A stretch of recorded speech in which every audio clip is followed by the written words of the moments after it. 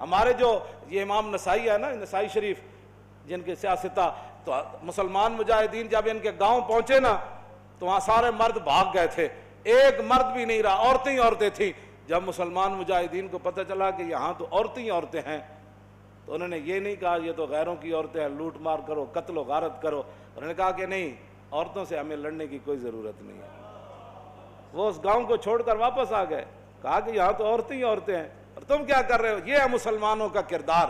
اور جب حاتم طائی کی بیٹی ننگے سر حضور کے سامنے آئی تو پھر رسول اللہ نے ان سے قید ہو کر آئی اور فرمایا کیا چاہتی ہو؟ کہا جی میں نے آپ یہاں نہیں رہنا، مجھے میرے بھائی عدی بن حاتم شام دوڑ گیا ہے، آپ مجھے سواری دیں اور راستے کا خرچہ دیں، زیادہ راہ دیں تو مجھے آپ آزاد کر دیں۔ حضور نے فرمایا یہ بھائی ان کو سواری بھی دے دو، ان کو کپڑے بھی دے دو، ان کو زیادہ راہ بھی دے دو اور ان کو بحفاظت شام روانہ کر دو۔ جب وہ شام پہنچی نا، عدی بن حاتم، حاتم طائی کے بیٹا، ان کا بھائی نے کہا تھا میں نے حضور کا کلمہ نہیں پڑھنا، جو مرضی ہو جائے۔ جب وہ بہن بھائی کے پاس پہنچی تو پہنچنے کے بعد اس نے پوچھا تو کہاں سے آ رہی ہے؟ انہوں نے کہا میں تو رسول اللہ کے دربار سے آ رہی ہوں۔ انہوں نے کہا پھر کیا ہوا؟ انہوں نے کہا میں تو قید ہو گئی تھی۔ انہوں نے کہا پھر تجھے قتل نہیں؟ انہوں نے کہا قتل کی بات کرتا ہے تو قتل کی بات ہے؟ انہوں نے کہا تو نے کیسا ان کو پایا؟ انہوں نے کہا بھائی جان ایتھے سمجھ آنے والی گل نہیں۔ انہوں نے کہا میں تے نہیں مننا۔ انہوں نے کہا جلا ہویا ایک بار جا تے صحیح، تو ویکھ تے صحیح، تو آیا نہ درتے کیوں بد نصیبہ، ہزاراں رنگاں وچ رنگیں دے محمد۔ بہن دے کہن ہوتے عدی بن حاتم کہنے میں تو تیز سواری رکھی ہوئی سی، میں تو نس آیا، میں حضور دا کلمہ نہیں پڑھنا۔ بہن کہنے لگی ایک باری جا تے صحیح، اے دسن والی گل کوئی نہیں، ایک باری تو جا کے چہرہ انور ویکھ تے صحیح، خلق عظیم ویکھ تے صحیح، انہاں دی اخلاق تے عادات ویکھ تے صحیح جلیا۔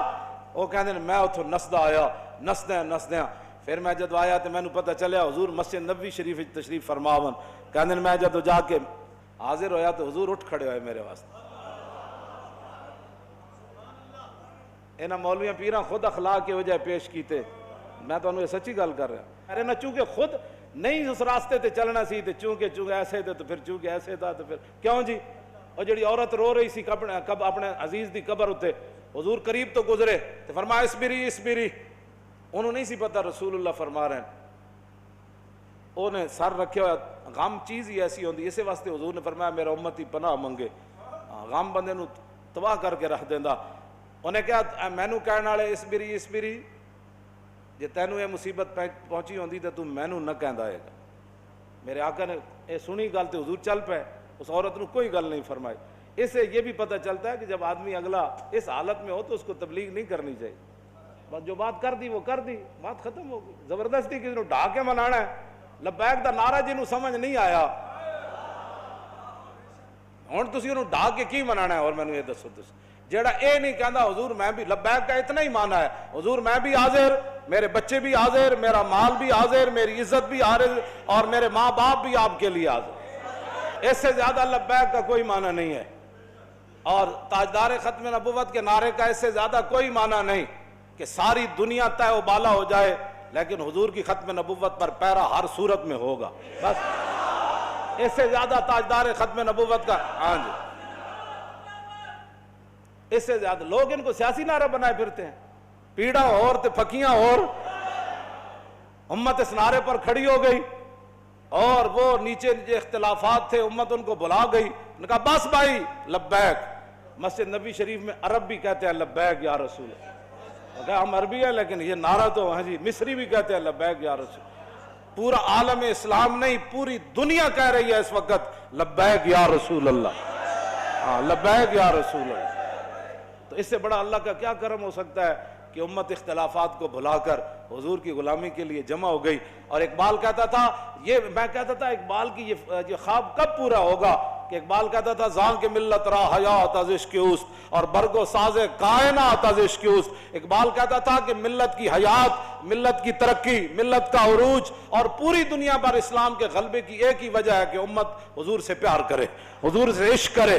تو میں کہتا یہ کیسے ہوگا، لیکن رب ہے جو چاہے کرے۔ یہ نہیں پتا تھا کہ ممتاز قادری نے جو تختہ دار پر لبیک کہا تھا اس نعرے کی برکت سے پوری امت ایسے کھڑی ہو جائے گی۔ ہاں جی، بات اتنی ہے کہ او عورت نے حضور نال گل کی تھی کہ مجھے بہت مصیبت پہنچی ہے، اس کو تو پتہ نہیں تھا یہ رسول اللہ ہے. اور غم کتنی عجیب چیز ہے کہ وہ حضور کی آواز کو بھی نہ پہچان سکتا. اللہم انی اعوذ بک من الغم والحزن، حضور کی اپنی دعائے مبارکہ ہے کہ میرا امتی کہے میں پناہ مانگتا ہوں غم اور حزن سے. ہاں جی، یہ بڑی ڈاڈی شے ہے. اب میں جو بات اگلی کرنے لگا ہوں، بعد میں جب صحابہ آئے تو انہوں نے کہا آپ کو پتہ ہے جنہوں نے آپ کہا تھا اصبری صبر کرو وہ کون تھے؟ کہا نہیں. انہوں نے کہا وہ تو خود رسول اللہ تھے. وہ میں نے حضور کو یہ جواب دیا ہے. وہ کہتی ہے میں پھر گئی جلدی جلدی حضور کے دربار پر. میں جو بات کرنے لگا ہوں وہ یہ ہے. وہ کہتی ہے جب میں حضور کے دروازے پر پہنچی تو میں نے کوئی وہاں چوکیدار نہیں پایا. 50 گارڈ اگے تے 50 پیچھے. اس حضرت صاحب نہ سلام کون لوے گا؟ جتیاں پوان والے اور جبے پوان والے اور تے میک اپ کرن والے اور. میں تو نہیں پڑھیا نہیں ہو جو اس وقت حسنہ چلیا. اسے واسطے تو ایک باری جڑا حضرت عدی بن حاتم آئے نا تے جدو رسول اللہ نال ملاقات ہوئی حضور اٹھ کھڑے ہوئے تے عدی بن حاتم کہندے نے میرے دل نے گواہی دیتی ہے اللہ دے رسول. کیوں جی؟ فرماندے نے پھر حضور نے میرا ہاتھ پکڑیا تے حضور اپنے در اقدس کی طرف گھر دی طرف چل پے. کہندے راستے چ ایک بڈھی مائی مل گئی. عورتوں ویسی گلاں نہیں مکدیاں تے مائی بھی ہوے تے پھر بڈھی بھی ہوے.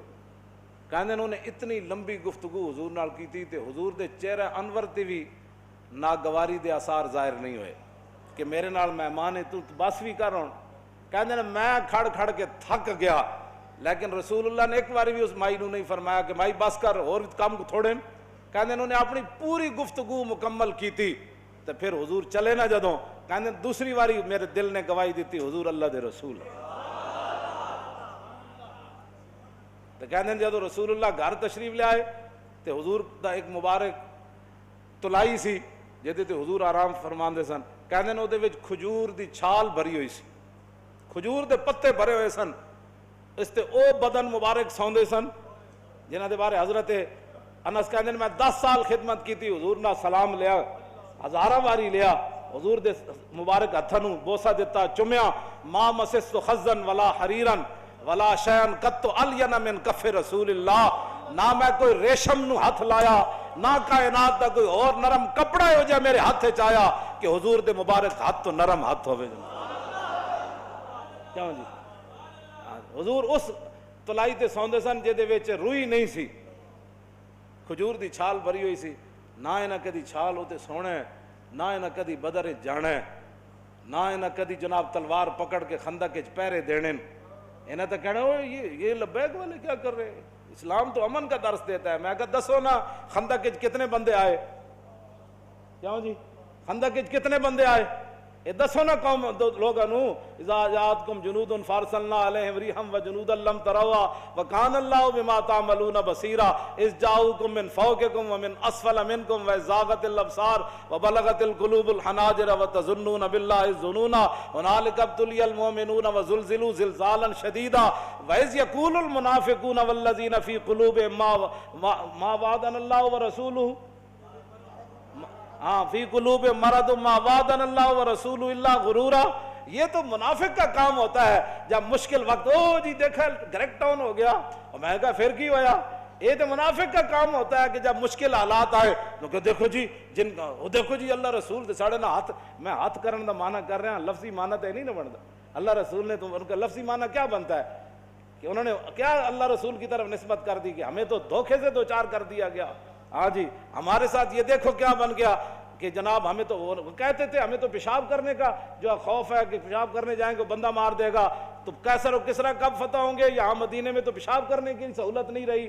25,000 کا لشکر. منافق کا کام ہی یہ ہوتا ہے کہ وہ جب صحابہ ادھر جو ہے وہ کیا کارنامے سر انجام. اور منافق ان کا بھی رب نے قرآن میں بیان فرمایا کہ منافق کہنے لگے کہ ما وعدنا اللہ ورسولہ وَإِذْ قَالَتْ طَائِفَةٌ مِّنْهُمْ يَا أَهْلَ يَثْرِبَ لَا مُقَامَ لَكُمْ فَارْجِعُوا وَيَسْتَأْذِنُ فَرِيقٌ مِّنْهُمُ النَّبِيَّ يَقُولُونَ إِنَّ بُيُوتَنَا عَوْرَةٌ وَمَا هِيَ بِعَوْرَةٍ إِن يُرِيدُونَ إِلَّا فِرَارًا. کیوں جی یہ منظر بیان نہیں کیوں نہ چلو چلیے چلیے چلیے توبہ کرو تھے تے حال ہی کوئی نہیں. 25,000 کا لشکر آ گیا آج تے بچی کسی دی نہیں ہونی. کہنے لگے حضور گھر لگے پیچھے گھر میں بندہ کوئی نہیں کی بڑھے گا. اللہ نے فرمایا میرے حبیب گھر تے کاشانہ اقدس جدو آپ گھروں چل کے آ گئے تے آپ دا پیچھے گھر کوئی نہیں, صدیق اکبر دا گھر کوئی نہیں, فاروق اعظم دا گھر کوئی نہیں, عثمان غنی دا گھر کوئی نہیں, حیدر کرار دا گھر کوئی نہیں, انہاں دے گھر وکھرے آ گئے. میرے حبیب گھر لگے ہون دا مسئلہ نہیں, یریدون الا فرارا, اے تے چھا میدان چھڑ کے نسن لگے. سانو جی ہمارا لبیک سے تعلق نہیں ہے, مشکل ٹائم جو آ گیا, ہاں جی مشکل ٹائم, ہمارا لبیک سے تعلق نہیں, یہی تو بات ہے. لیکن قرآن, اقبال کہتا اگر درس قرآن ہم نے بلایا ہوتا, یہ زمانہ نہ زمانے نے دکھایا ہوتا. یہ منافقت کے کام ہوتے ہیں مشکل کے وقت. انہیں دسے ہی نہیں کہ رسول اللہ غزوہ خندق دے موقع تے خود تلوار پکڑ کے کیویں کھڑے ہو. جب 50,000 دا لشکر خندق دے کنارے آ گیا, عمر بن عبد بود گھوڑا چناب چھال مرائی تے ادھر آ گیا, تے 50,000 دا لشکر اتنے آ گیا تے سارے چاندے سن کے گھوڑے سمیت ادھر آ جان. اس وقت میرے آقا و مولا پھر خود تلوار پکڑ کے کھڑے ہو گئے, اور حضور کو اللہ نے دبدبا کتنا دیا, کانہ و فرد فی جلالتہ فی عسکر حین تلقاہ وفی حشمی لہو ہمم لا منتہا لکبائرہا وہمتہ الصغری جل من الدہر. یہ دوسرا حضرت حسان کا شعر ہے, پہلا امام بوصیری کا شعر ہے. فرمایا اللہ نے ہمارے آقا و مولا کو ہیبت اور جلال اتنا عطا فرمایا کہ حضور تنہا بھی کھڑے ہوتے تو محسوس ہوتا کہ حضور کی پشت پر لاکھوں کا لشکر کھڑا ہے. ہاں جی ہاں جی توجہ, حضور خود تلوار پکڑ. کیوں جی علیکم بسنتی ہے نہیں, یہ نہیں سنت کہ جب دین پر مشکل وقت آ جائے تو رسول اللہ خود تلوار پکڑ کر کھڑے ہو گئے.